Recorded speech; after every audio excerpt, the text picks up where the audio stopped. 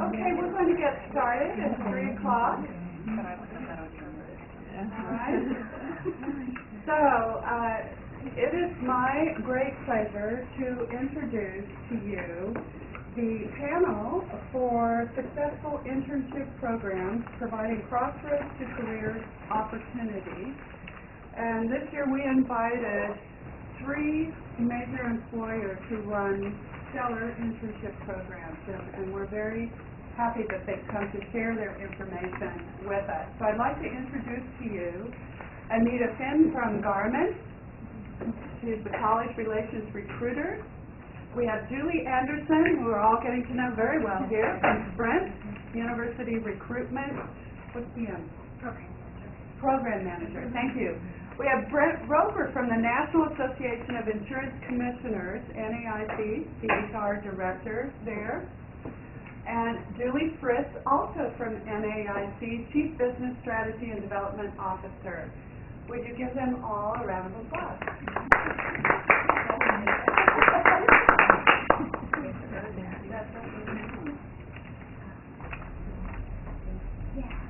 Go ahead and get started.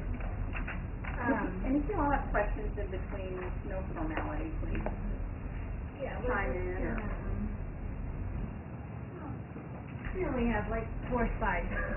We're just going to, it's very, very casual, but we thought we'd have some talking points just to kind of have it be a little bit organized. But we, like Anita said, we'd like to make this an open conversation because we think it would benefit you more and also us.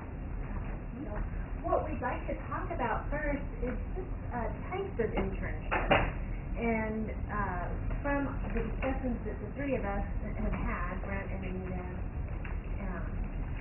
we have had, is that we all have different types of programs and we all provide different types of support to our interns, different types of experiences, and all that we can learn, tips we can learn from each other. And for one reason or the other too, depending on the size of the company and where the employees are based across the nation, how many interns you have, and so first we kind of talked about we discovered this right off with Brent, is that you have year-round interns. Right, NAIC is a little bit different. We help NAIC, if you've ever been in insurance, you know who the NAIC is. If you don't know who the NAIC is, then you probably have never had anything to do with insurance from a business perspective. But we help the state regulate businesses and insurance. We've actually been in the news, like we don't usually like to, with all the Affordable Care Act stuff that's been going on.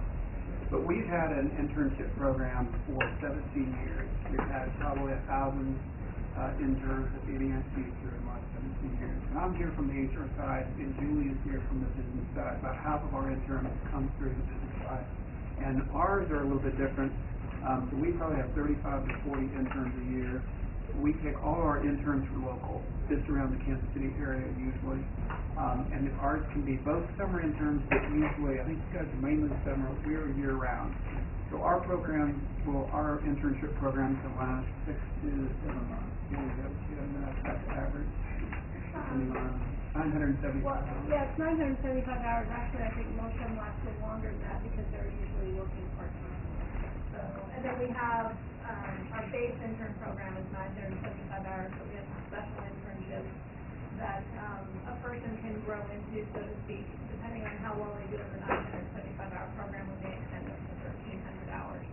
So it's an opportunity for us to kind of pick the ones that are really successful and give them more challenging things and things that we can't usually get to. They're lower on our priority list, but they benefit the organization, so we can give them additional work. Yeah, at Garmin, we typically have summer interns. The majority of them are going to be at our headquarters in Olathe. We do have actually some campus offices, one in Lawrence, one in Manhattan, and one in Rolla, where students can work part-time during school. Those are fairly new for us, but proved to be successful. So they're usually working about 13 to 20 hours a week at those offices. But again, for the majority of the time, the majority of our interns will be summer interns, and we'll probably have about 180 interns this summer, so we're busy recruiting. And they're required to work a minimum of 10 weeks during the summer. Sorry, chimed in there. They usually work 10 to 12 weeks in the summertime. And that's the same with Sprint. Our program during the summer is 10 to 12 weeks. And so I try to push the hiring managers to have the interns come over the summer because that's when we do the majority of, that's when we have the program, where we have executive speakers come in and we do networking events and different types of tours of the executive briefing center, things like that. So it's more of an organized program that we do have managers, especially across the nation, not just at the headquarters, that do internships throughout the year. And that is mostly in our business sales organization because we have business sales groups across the nation. And we have found that the internship program is really proving as a good temp to hire type of a situation for the business sales. And so the student has an opportunity to see is outside sales something for them, and then we as an employer have a chance to see if they've got what it takes to be in that role. So if it's not a match, it usually is pretty evident, and they just end their internship instead of having to end point, So anyway, that's I'm going to kind of look at maybe you could stand up to suggest more. People in the back are having a hard time hearing you. And I wonder if people are in the back, you could maybe come forward. It would help if the presenters not just strain too much. And I think you'd be able to hear a lot better. Thank you. It might project. Thank you so much. And I just want to reiterate what Julie was saying on behalf of Garmin. We really value our internship program and also use it as a pipeline for candidates. And that's really where we get the majority of our new grad hires is through our internship program. So it's a really good opportunity for students. And we're talking about all of our internships are paid. You guys are all paid. we're all paid. In fact, I saw an article just this week, and I didn't really kind of saw the headline, that more and more companies are being fined or lawsuits are coming ahead with those companies who have unpaid interns. And so that's probably going to start to go away with all of this. Go ahead, Paula. What percentage of your internships are for credit? I don't know. The student is in charge of taking care of that with their manager. Okay. We have actually explored that. We haven't actually done it. And one of the challenges is when it's for credit, usually the college won't let them be paid, and all of our internships are paid. So we've kind of struggled with this. How do you manage that process? Because we've talked to a couple of colleges and universities and said, we'd really like to, if that's what your students need, and as part of their degree program, we would be willing to entertain that, but it's just never, the cycle of, one example would be DeVry, and the way that they're not a traditional college university, so their course units, course terms that they have are much shorter, and they turn really fast. And so we just haven't had the opportunity to try it out, but. Leanne? I do have a question about workman's comp, and since you all pay your interns, do you provide workman's comp for your students should there be an accident? Yeah, they're an employee. They're considered an employee. Yeah. On the benefits note, we don't provide benefits to the interns, but we do provide them, those who here on the campus, or the Sprint campus is what we call it, in Overland Park. We have a fitness facility, and so we offer them free use of the fitness facility over the summer, and we find that that's really, it allows them to network with other employees because they can be on basketball intramural type teams and workout classes, like step aerobics or something like that. And so they really do get a lot of value out of that. But with regards to benefits, that's really the only thing that we offer. We don't offer benefits per se. We have some things like that, like paid parking and some fitness center and that kind of stuff. But for the most part, it's not benefits. At Garmin, so it's a paid internship. We do also offer paid holidays. So if they're interning with us during the summer, we recognize Memorial Day and Independence Day. If their internship falls during those time periods, but Garmin's closed, it's a paid holiday. It's a paid holiday for our interns as well. So we allow them to earn that, and we also allow our interns to accrue PTO or vacation time as well. So basically every pay period, which is every other Friday, they accrued 4.62 hours of PTO time, which granted they have to get 2 pay periods before they would have even over 8 hours. But I always tell them, maybe at the latter half of the summer, if you want to take a day off, it could potentially be a paid vacation day. They could also use it for sick as well. At the end of the summer, if they still have PTO hours in their PTO bank that they didn't use, we actually pay it out to them as a little bonus at the end. So that's a benefit that we offer. We do not pay for that. They also get an employee discount, so they're buying Garmin products while they're we could give them employee discount too, but I don't think they want to. First application, so maybe that's a big draw. Well, moving on to relocation versus no relocation, we discovered some differences especially with different Garmin and you as well, Brent. We don't really do relocation. Most of our graduates, most of our interns are going to be around here, so housing's really not an issue. I don't remember that ever being an issue. Never been an issue, but most of them are students that are local, and it's a part-time thing and be around, so nobody's ever asked us. We don't pay for relocation. We do pay for housing if they're not from the area. We partner with, well, not partner with, but we lease out the dorms at Mid-America and Nazarene University in Olathe, which is just a couple of miles from Garmin, so the students are housed in their dorms there. But relocation, we don't have. Yeah, and we offer stipends for those who are more than 50 miles from their permanent or school address. And so it's fairly minimal. It's $1,500. It's within like the Midwest and on the coast about $1,800.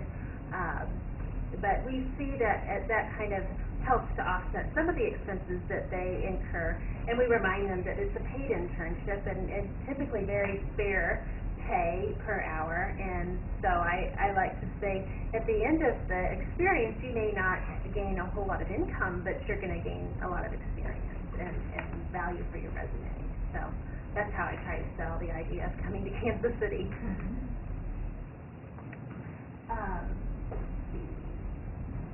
Can I ask you guys a question? Sure. I really apologize, I came in late. Can you identify where you're from? Okay. We came together because we both work for the National Association of Insurance Commissioners. Oh, Brent is the HR director, and I'm the chief strategy. and you have found that there are schools that will not permit their students to be paid if they're receiving credit? That's usually what we've been doing. We aren't a fan of. I mean, we do just about anything. We have Very The open. school that's telling us that they have that limit. We had one on the East Coast. They really wanted the students to work with us, that they didn't want them to be paid, and we couldn't. Because of all the information now from NACE and all of the Board of Labor information about if they're adding value to your organization, can you not pay them? Well, let me just tell you that we've done it for 17 years because it's a very successful program. Yeah. But they don't just come and at some point in time, they do work. Right, They work for us, like our you have a HR great interns. Holy cow, I don't know how to run my department without my intern. This is great work. I mean, we get a lot of really good work from my interns. And I think that issue that you're raising, it may not have caught us at some of the colleges that you go to, that that's a concern. But I can remember back when I was in college, that was an issue. If you were getting credit, you couldn't get paid for anything. I'm from Baker, and that's not an issue at all. My issue is more you know, what's fair to the students, is Right. it fair for some of them to get paid and some of them not to, and because I do business to, you know, theater, so there aren't too many paid internships, you know, in theater, or in none in nonprofit. Radio, that's another one, sports administration, you know, where, you know, the chiefs are asked you to come for free and spend, you know, 480 hours during a semester for no pay and no stipend. So there's, that's interesting, I find it interesting that you're finding that the colleges control it, while I find that the industry, that's what. Talk to us afterwards, we're very open. But, you know, NAIC, we posted. We've offered to pay students.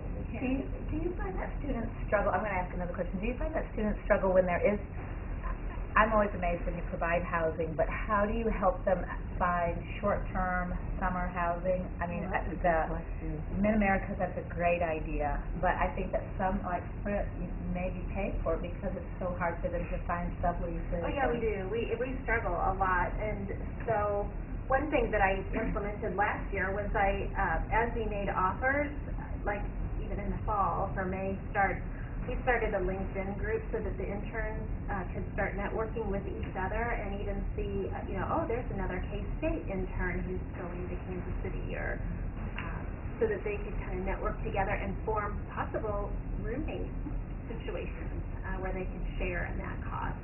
We struggled with that quite a bit, and our relocation department helped to a point, but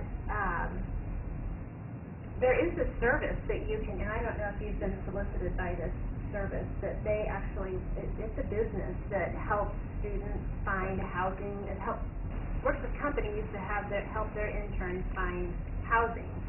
But for liability reasons, we cannot use that service.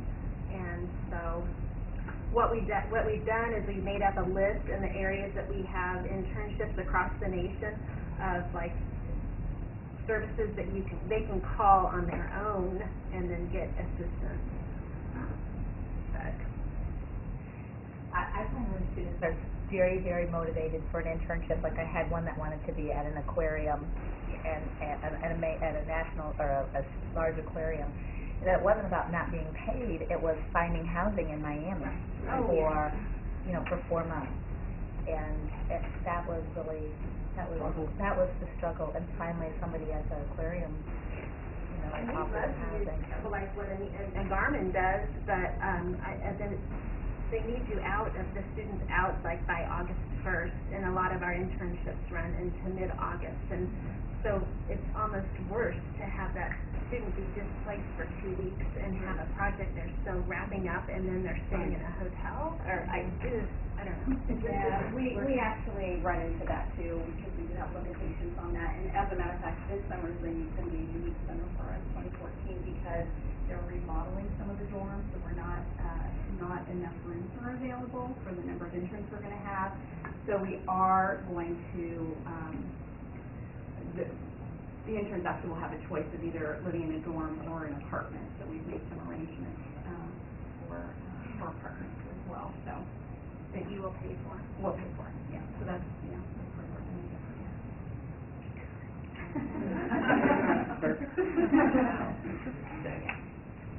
So I guess we kind of talked about the housing, you know, versus not. Any questions?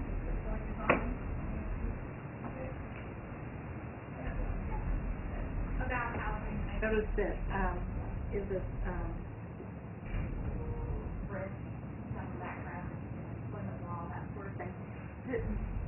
do you incur any liability or risk management challenges if you have housing for your interns somewhere?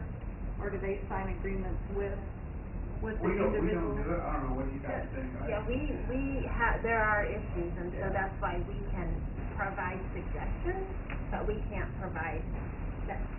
Our relocation department has advised us that we can't do that. I think it'd be kind of a problem. I don't have an answer to that, sorry, I'm not familiar with that. And so that's why we struggle, and then the students don't understand, well, you have a relocation department, why can't they help me? And So I don't know the answer to it. But Well, they're in an awkward spot because they're not an employee Uh-huh. per se. yeah, and it does cost money to give them, a lot of counsel on it. The next, go ahead. So for them, when you're paying for the housing, are they taxed on that benefit? The student is not on it.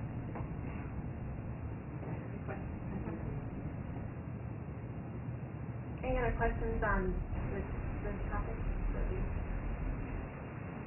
Next, we just wanted to talk about this end-to-end process, kind of. So, as far as the cycle goes, with the internship program, and we'll kind of talk about how the Sprint organization, they do year-round. Ours is mainly in the summer and then into two. So our cycle starts the beginning of September, or almost even the beginning of August, when I go out and I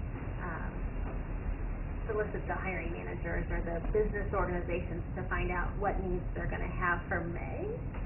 And of course, they never can tell me. And so We still ask. so I'm just now November, just starting to hear. December, just starting to get those requests in, and they're coming in quickly. But I didn't have them out back in the fall, early fall when we were doing career fairs and on-campus interviewing. I didn't know, so I had to kind of guesstimate. But then you go ahead. I'm not on topic, so go ahead. You just talking about when you start recruiting. Just start recruiting. Absolutely. Fall career fairs are where we really want to find the majority of our interns. So of course we go to all the career fairs, we do on-campus interviews. There's 5 of us college relations recruiters at Garmin, so we all have our own colleges that we recruit from, and we'll typically take a hiring engineering manager with us if we do on-campus interviews. So we do an HR portion and an engineering portion, so they can test them on technical aptitude, and if they pass, we hope we can make it and extend an offer fairly quickly. So it doesn't always happen that way, but Anything to say on that? I mean, we're just constantly recruiting. We probably have 6 to 7 open positions, intern positions at any one time. They go out, they're supposed to go out to all of the colleges and universities in the area. I haven't gone back and checked the list, so I know our postings go out. So we're constantly recruiting for and hiring interns on a regular basis, a lot of different areas.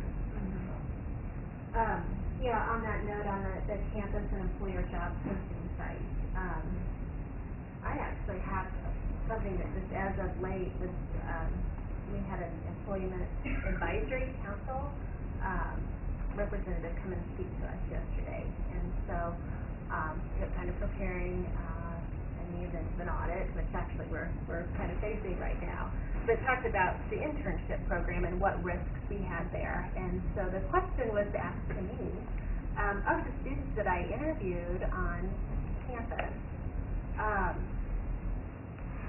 on different schools, I'm using your Simplicity sites or whatever to post my positions, and I have them attached to interview schedules, and we make selections from those, what those postings attract, and then those who are successful in the interview process, I steer them to our posting site at Sprint.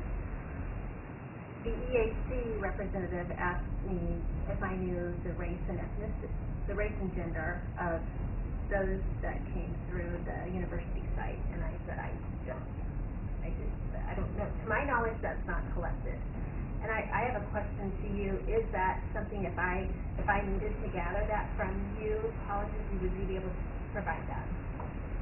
You want us to have shut it off in our system because we don't want it, because we don't need it, and Okay. and you guys have collected it on your end, but we've shut ours off. Yeah. You could potentially get the information about a university, like the institutional profile, but that's not necessarily everybody that would have applied. It'd be really hard to cross-reference, a pool of candidates. So he's almost telling me next year you're going to just have to drive into your site. You can't use their system to schedule your interviews or So on your site, are you asking for race Yes. ethnicity? Yeah. You don't. Now, we are a federal contractor, and so we have compliance that we have to upheld. So you're told a certain percentage that you need to hire from? Well, just for affirmative action reasons, we have to demonstrate the race and gender for each of the pools of candidates, yes. But that proposal applies to, I would think that would be for interview purposes, you would track. If an individual applies to a posting, then so if I have a posting on your site, and a student from your school submits interest, that's considered a formal submittal of interest, and they are a candidate. And because of that, if I were to consider them, if I were to look at their resume, I have to know what their race and gender is. And so, I don't know, it's about a 24-hour old news to me. And so, I just thought it would be a really good, thinking, gosh, I may not be able to post this year. I don't know how I'm going to do it next year. Julie, can I ask you Yeah. one quick question off of that? I know that when we debated whether or not to put that ethnicity question in there, we have a different standard of ethnicity at our university than other schools have. We've just kind of made ours more general and not so detailed. So let's say we turned ours on, and you came in and recruited there, because we've blended some of them, is that going to cause you problems too? No. No. Okay. Part of that questionnaire is always you could choose a race or you could choose not one.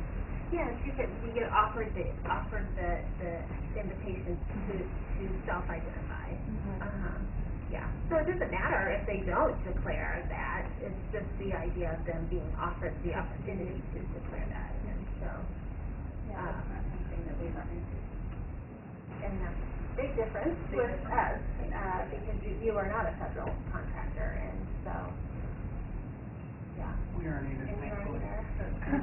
I just want to get on it. But we do track that and we have to report it because we do have relationships with, at the federal level, where we have had to report what our employee makeup is. Yeah, well, we keep But we track don't of do it. it on the hiring. So Anita, as far as your job postings, tell us what is do you start at the campus and point them to Garmin, or how does that work?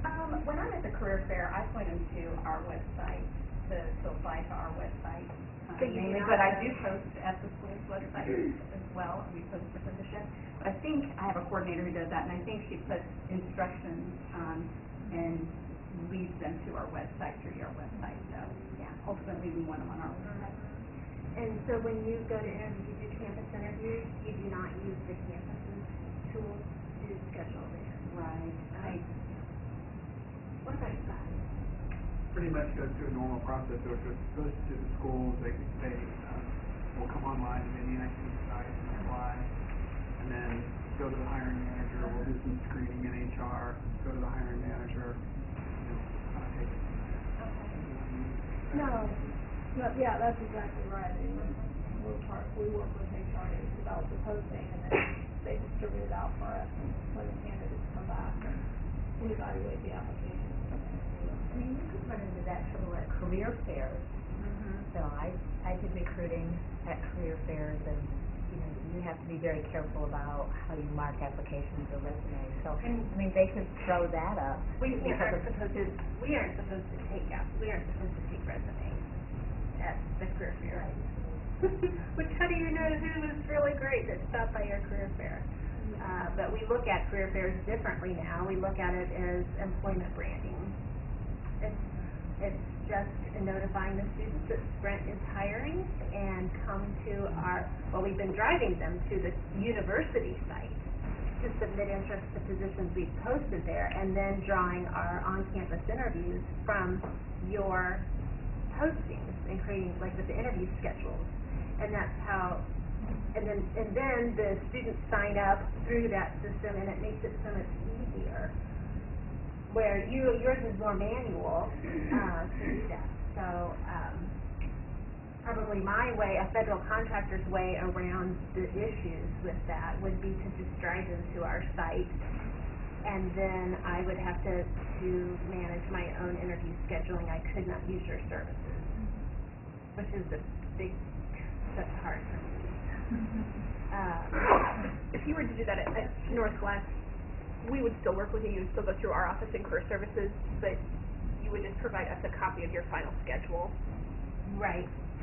But I'm notifying the students they've been selected, and I'm getting them slots to select from. Emailing and telephone calling. Anyway, but it's interesting to hear that you're not utilizing that, even though you. I have a schedule right there, it's a career fair on Friday at 9, and I'm telling you. And you're not doing next day though, that's maybe a couple weeks out? It can use, just because it's drivable, I typically don't do next day, because it gives me a little more time to maybe make my schedule larger. But no, with some of the other colleges that I have to travel for, I do them next day. It's a challenge. I'm on the phone till late at night. I'm texting them. It's a lot of work. But that's how we do it now. Any other comments on staff postings either at the campuses or at employer sites? Okay, as far as just on-campus interviewing or just style of interviewing, so there's some different options, and something that I have been approached by is a company called Async. Has anyone heard of Async? They do video interviewing, and they also do pre-recorded, so it's actually rather cool. They work, I'm trying to think how it works. The student applies to your position, and through that, then you send them questions, and they then use, they use like their video capability through their laptop. If they don't have it, Async will actually send them a webcam free of charge. Well, we probably the employer pays for it, I'm sure. And then they are asked interview questions by video and answer them. They can't rewind it, they can't stop it, they can't redo it. It's like a live, they're answering live interview questions right there. But there's nobody on your end. Nobody on our end. Yeah. Our students have experienced that They with have. one of the employers. Well, and as soon as they've done it once, they've passed all those questions on to their friends. So they're so by the time you get to student number 10, they should be really good. Yes, that's true, yeah. I think it's really uncomfortable for the students. It's really hard. Okay. You should try doing it, because they're given a certain amount of time to answer questions. There's no eye contact. They don't know where to look. It's the most uncomfortable, stressful thing for them. That's very good feedback, because we haven't. They're really, and I have some really sharp students that have kind of struggled with it, because even if you just put a face there that was smiling and nodding, that was recorded, that would be, there's something to look at. It's very hard to talk to a blank screen. Yeah. For more than, yes, no, maybe, yes, ma'am. Right, and no indication as to whether or not you've answered the question. Right, and they feel like they have to fill the time, so they're, it's really, we've all been in those interview situations where people can have a poker face. Well, right. This is the ultimate poker face. Yeah. No clue. And this company also had, where you could have, like Anita could be in Dallas, and I'm in Overland Park, and Brent's maybe in New York City, and the three of us could interview Polly together. And you can see all three of us, and we can see you, and we're having a panel interview live. And that's pretty cool. So, it's like the Skyping kind of a thing. But that's something that I think is an alternative to travel costs, especially for corporations to recruit from across the nation. And so that helps to, it helps with time, number one, and, all of your expenses related to that. I mean, you aren't traveling to and from the airport and hotels and things like that. You get all that time back, and it's pretty attractive. sometimes we'll do we call it a technical phone interview. I'll have one of our engineers just to make sure this candidate's actually worth flying in. This will be more of a full-time candidate probably. So they'll do it via Skype. And if they like them, then we always bring our full-time on site. We do a lot of phone interviewing also to narrow the pool of applicants before we bring them on site. And it really helps a lot because you can get through them faster, and you also can, scheduling is a lot easier typically for the intern because they don't have to travel time, so they can see them in classes. But they do ultimately have to come on site. We don't ever hire anybody just talking about dressing up. So what is your dress code? We What do didn't you really expect? talk about dress code for interns. For the interview or for the job? For the job. Garmin doesn't have a dress code, so The jeans are okay? we get shorts, flip-flops, we're fine. We're not quite that. That's one of our, Yeah, we don't do flip-flops, but we do jeans. And really what I tell them in orientation is all of them are working with different organizations. Some are in legal, some are in sales, some are in IT where they never ever see a customer, you know. So it depends on what your situation is, and it depends on your day. Who are you going to be meeting with that day? And just kind of have to use your own judgment as to how you want to be perceived. what about you? Well, we're not as progressive as shorts, which I'm sure they would love. We finally got to jeans all the time now, which is a big step for us. I think they're very happy. All of our employees are. One of our interns, which is a KACE intern, he developed what he called Fancy Fridays for the interns, and he shared that idea with all of the interns. And so the idea was that on Fridays you dress up into. He was even wearing a tie, and you hardly ever see ties on this front headquarters. And so yeah, Fancy Fridays, and it really kind of caught on, and I thought it was neat. Yeah, instead of casual Friday, because every other day is casual. Go ahead. I actually am just sort of had two things together. This year for the first time when I was interviewing AmeriCorps members, but I think feel like it applies to the internship program too, because we have so many that are out of the immediate Kansas City or Topeka area. I really made it a point to say, do you have Skype capability?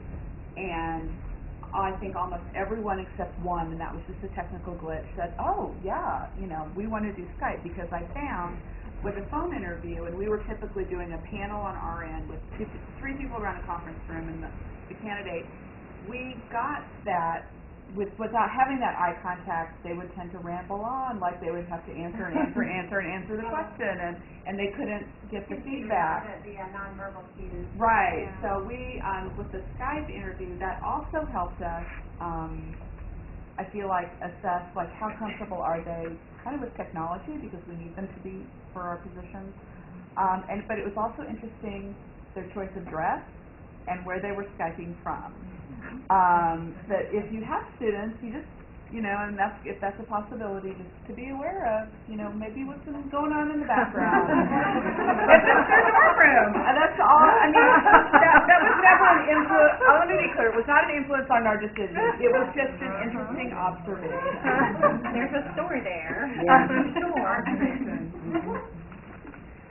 Nonprofit, you gotta watch out. They think it's all loosey-goosey. What do you expect for dress? Me personally, I think they should be dressed for an interview too. I can't use that as not hiring somebody if they just, I could use that as not hiring somebody, but me personally, if they ask, because sometimes they do ask, and I usually say dress like you're going for an interview.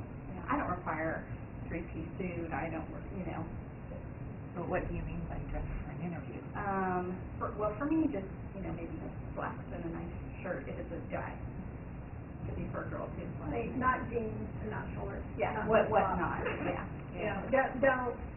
Don't dress like you go into the park, or out for a jog, or to the fitness center. Well, it's just that you can tell that they made an effort to put their best foot. Yeah, it's more about that. And Yeah. for are you flexible? It sounds like you're very, very flexible about a lot of things. I mean, do people have set times that they're expected to be in the office, or is that kind of a different For kind of? interns, you're Uh-huh. referring to? Yeah, we actually empower our managers to make that call for their interns.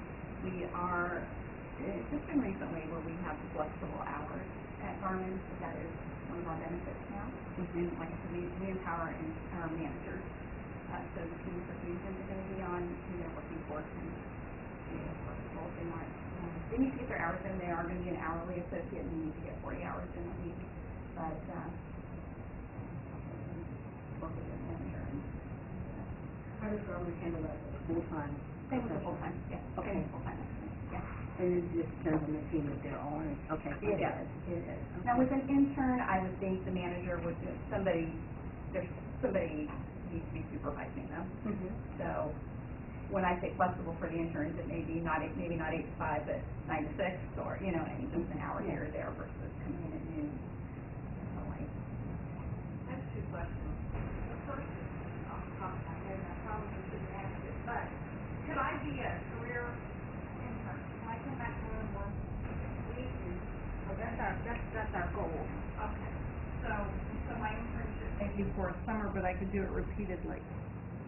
We might invite you back for the next summer. you need to be invited, meaning you're gonna, you need to do a good job, and you can possibly get a returning internship offer. Okay, and then the second part of the question is, are the positions ever converted to regular payroll? Because I see some positions that are consistently interns, and I wonder at what point in time they actually become part of the regular workforce. Well, there's a limit on the number of hours that a company can have someone work temporarily without benefits. And I don't know what that magic number is. I think it's somewhere around the 1,200 or 1,400 mark. If it's been a year. Well, I'll take that one. Julie was laughing because we go back and forth on this issue. The issue that you get into is if you get more than half time, so the normal hours, 40 hours a week, and so it's around 2,000 hours a year. Once you start going over that 1,000 hours, they start to look more like permanent employees. And when you're not paying them benefits, it doesn't feel right. I don't know that there's a specific federal number, but it doesn't feel great. And to answer your first question as far as, coming back, whether they can come back, at least for us, when we have real summer interns, which we don't have all that many, we have some, sure, they can come back for, 2 years, 3 years even if we have to get a sophomore. But for the most part, if they work their 975 hours, we want at least 6 months or a year to go by because I'm feeling very vulnerable about that issue. Because then they start to look like full-time staff, but you're not getting benefits. And that doesn't feel fair to me, and we don't like it. And what we tell the manager is, find a permanent position. If you like them that good, if they're that good, then go out and do the right thing, find them in a permanent position and pay them benefits. And we do convert some of our internships. Our intern program is very different from Sprint and Garmin, because you're mostly focused in the summertime. Ours are year-round, although we have summer internships. But we also bring back our summer interns to work over the Christmas holidays if they want to. So they can put in a couple of weeks and get a little bit extra money in between semesters if they come home for the holidays. I think we hire about 30 to 35% of our full-time. And some of it could be that we just don't have an open position that fits that person. Some of our internships, about half of them, as Brett said, are more on the technical side. They may not want the job that we have open. They may not qualify for the job that's open, even though they've had some experience with the organization. So they're looking for another job when their hours run out. Other ones, we're able to extend them because we know something's coming open, and so we will extend them for a short period of time and try to get them fully together. Back to your question on flexibility, we knock ourselves out, I think, in the NIC to make sure that we are working with the interns to come up with a schedule that works for them, that's very flexible. So I know, like our intern that we have in HR, we've done it from 8 to 12 or from 2 to 6 or whatever it is. We're pretty flexible in the NIC because we have telecommuting and flex and all kinds of different programs, compressed.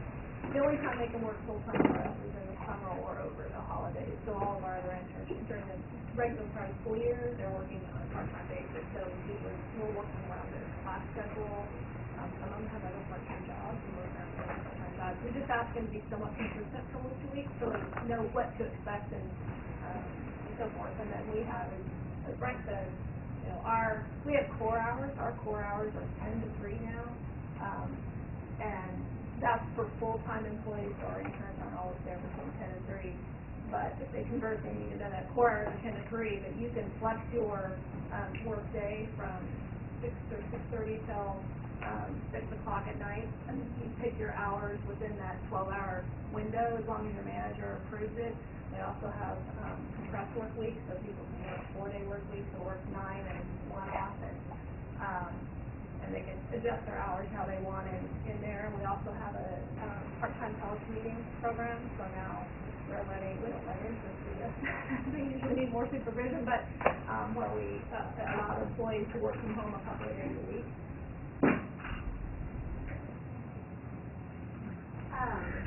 Okay, so we got 15 minutes, is that right? Yeah. Yep. And we're not going to hit every.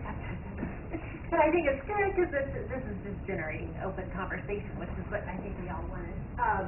So as far as offer timing goes, Anita had mentioned, you mentioned earlier on, is that you go prepared to make an offer when you do your on-campus interview. I mean, I won't give the offer like during the interview, because usually comparing candidates to each other. But yeah, we really try and get offers out as soon as possible, and that seems to be the trend that I've seen with other companies. So we really need to get those offers out quickly. Sometimes it backfires, sometimes it's too quick, and these students want to talk to other companies. We get that. I'm very flexible with decision deadlines. I want them to make the right decision, and I let them know that. I completely understand, but within reason, I'd like them to get back with me. So, yeah, we're ready to make a decision fairly quickly. We are not. So when we are conducting our on-campus interviews, I take a team of hiring managers with me that are representative of sales, IT, network, the different organizations. So I have people who are identified, to kind of represent those big organizations as interviewers. But there's no requisitions to back that up yet. And so we interview them with a fairly general, high-level behavioral interview.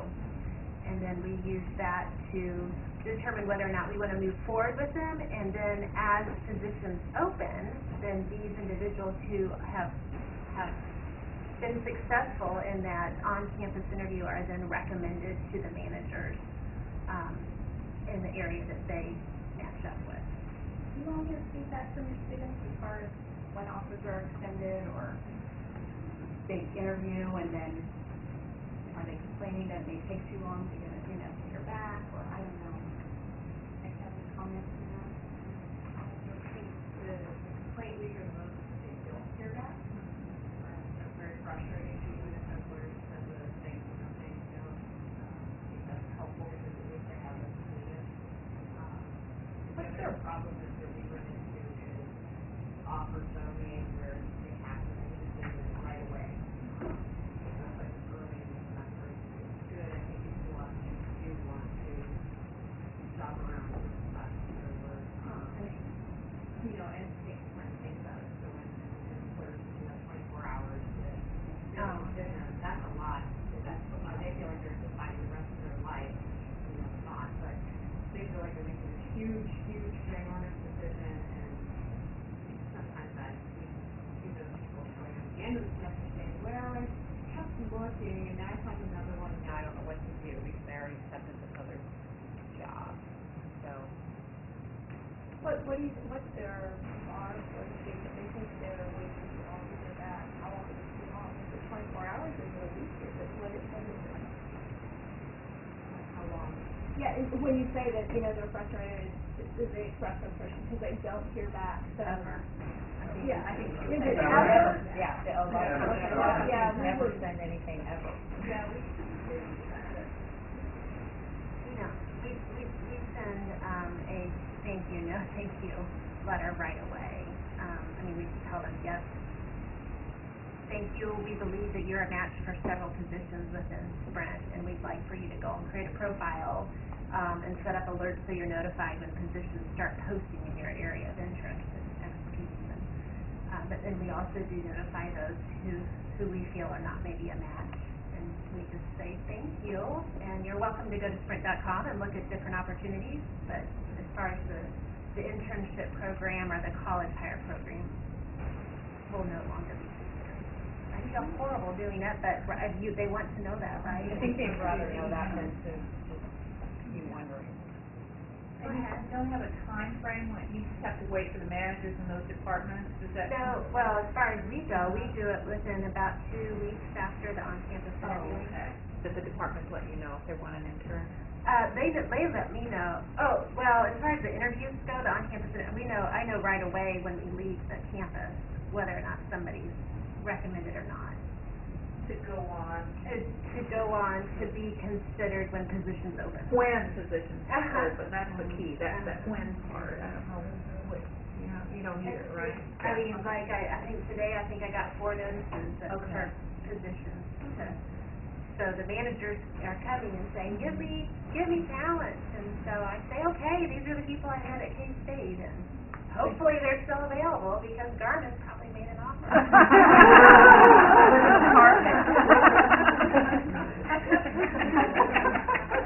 So with me, I recruit for software engineering interns. I mean, that's the majority of our positions that we have there. So, I know that we're going to have quite a few. I don't know the exact number for the summer of 2014, so I am comfortable extending them an offer.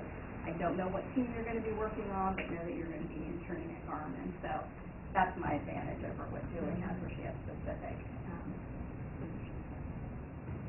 And I'd love to do, maybe I can make it like yours. Yeah. So. Anything to add from your camp? I feel like we've been monopolizing. No, I actually have another question, which is, are most of your students looking for summer internships, or are they looking for internships during?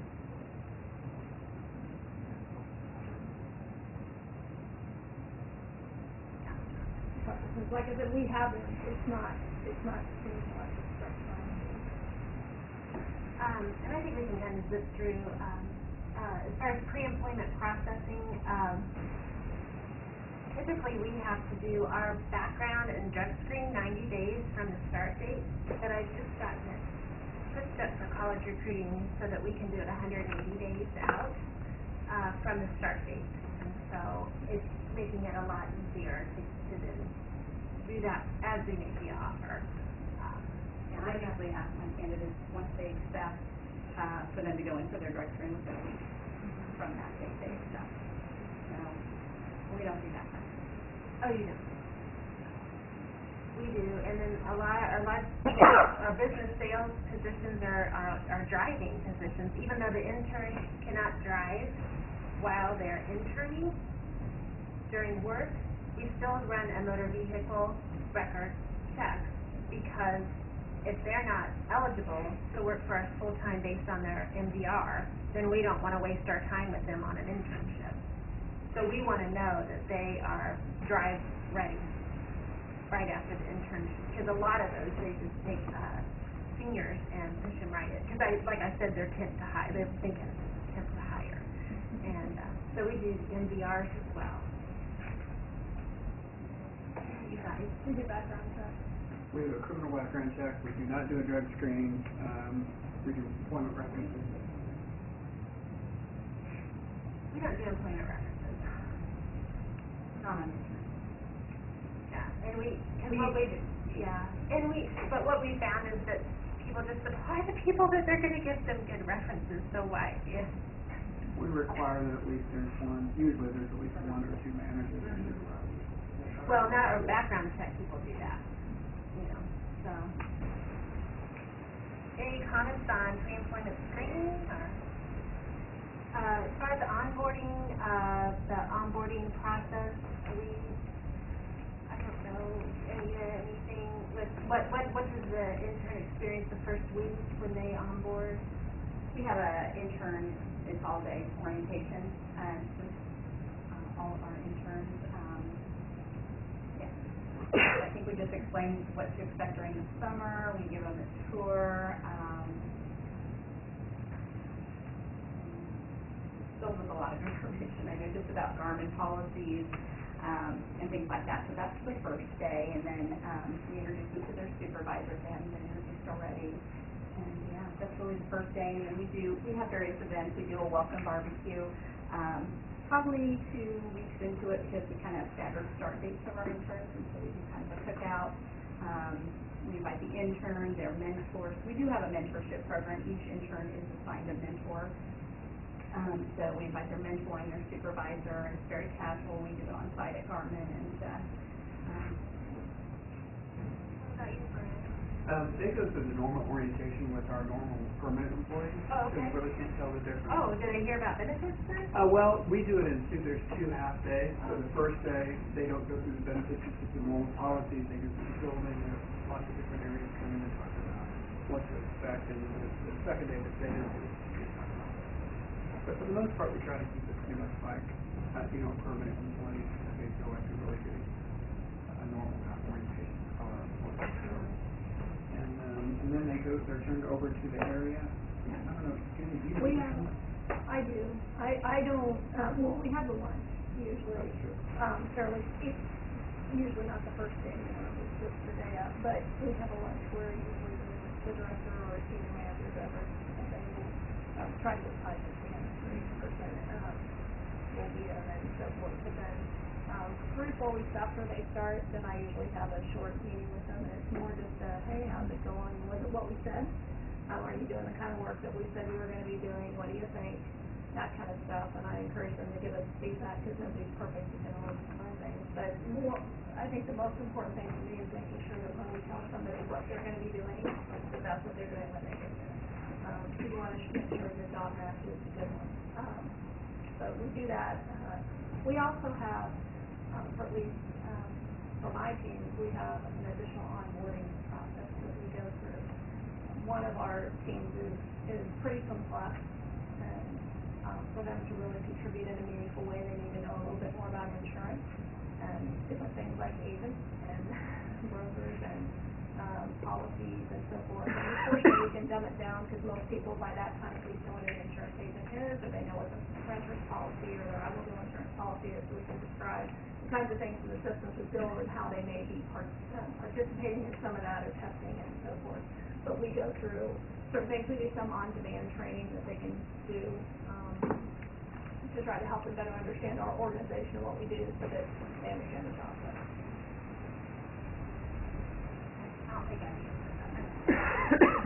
We do similar to Anita. We have staggered starts, and so we actually have 2 on-site orientations and 2 over-the-phone orientations because we have people across the nation. And it's probably about a 2.5-hour presentation. We have our senior vice president of HR come in and welcome the students, and then have a little lunch included in that. sorry, we have like 2 seconds. Yeah, I know you guys know. Well, these are the types of areas that we focus on. So if you have questions as to what our companies are looking for, these are what we recruit for when we're on campus. And then, yeah, we have 1 minute, so we've done a lot of questions throughout. So anything else that anyone didn't maybe get addressed, or that we should quickly answer? Thank you so much. It was beneficial for us.